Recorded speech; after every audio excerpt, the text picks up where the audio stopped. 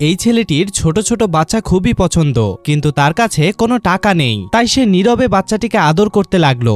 দোকানের সকল ডিম বিক্রি হলেও একটি ডিম তার অজানায় রয়ে গেল। দোকানদার পুরো ডিমের বাক্সটিকে ময়লার ভেতরে ফেলে দিল। এটা দেখে বাচ্চাটি অবাক হয়ে গেল। সে ডিমটি নেওয়ার জন্য ময়লা পরিষ্কার করার অজুহাত নিল এবং সে ময়লা থেকে ডিমটি তুলে নিল। ডিমটি তখনও গরম ছিল। সে খুবই সাবধানে ডিমটিকে পকেটে নিল এবং তার বাবার সাথে সে বাড়ি ফিরে গেল। তার মাথায় শুধু একটা বিষয় ঘুরছে, এটার ভেতর কি হবে। বাড়ি পৌঁছে ছেলেটি সোজা তার রুমে চলে গেল। সে একটি ঝুড়িতে কাগজ বিছিয়ে লাইটের আলো জ্বালিয়ে ডিমটিকে তাপ দিতে লাগলো। সে দেখলো কিছু তো হচ্ছে না। তখন সে ডিমে পানি ছিটিয়ে দিল।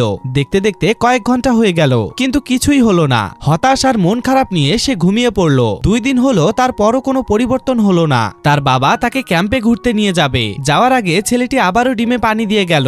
ছেলেটি ঘুরতে গেল, কিন্তু তার মন তখনও খারাপ ছিল। পরের দিন আলোর তাপে ডিমটি ফাটতে লাগলো। ছোট হাঁসের বাচ্চাটি তার ঠোঁট দিয়ে ডিমটিকে ছিদ্র করছিল।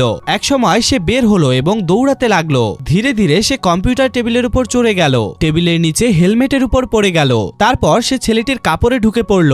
সেখানে সে আরাম অনুভব করলো, তাই সে সেখানেই রয়ে গেল। কিছুক্ষণ পর ছেলেটি এসে কাপড়টি ঝুড়িতে রাখলো। হাঁসের বাচ্চাটি বের হতে চাচ্ছিল, কিন্তু তার উপর আবার কাপড় রাখা হলো। একে একে সে কাপড়ের চাপায় পড়ে গেল। ছেলেটি কাপড়গুলো ওয়াশিং মেশিনে রাখছিল। ভাগ্যের পরিক্রমে হাঁসের বাচ্চাটি ঝুড়ি থেকে বের হলো। ছেলেটি তার ঘরে এলে দেখতে পায় ডিমটি ফেটে গেছে। সে বাচ্চাটিকে খুঁজতে লাগলো। সে ওয়াশিং মেশিনের ওখানেও খুঁজে দেখলো, কিন্তু তার আগেই বাচ্চাটি বের হয়ে গিয়েছে। বাচ্চাটি টেবিলের উপরে উঠলো। সেই প্রথমবার বাইরের আলো দেখলো। পৃথিবীটা কতই না সুন্দর।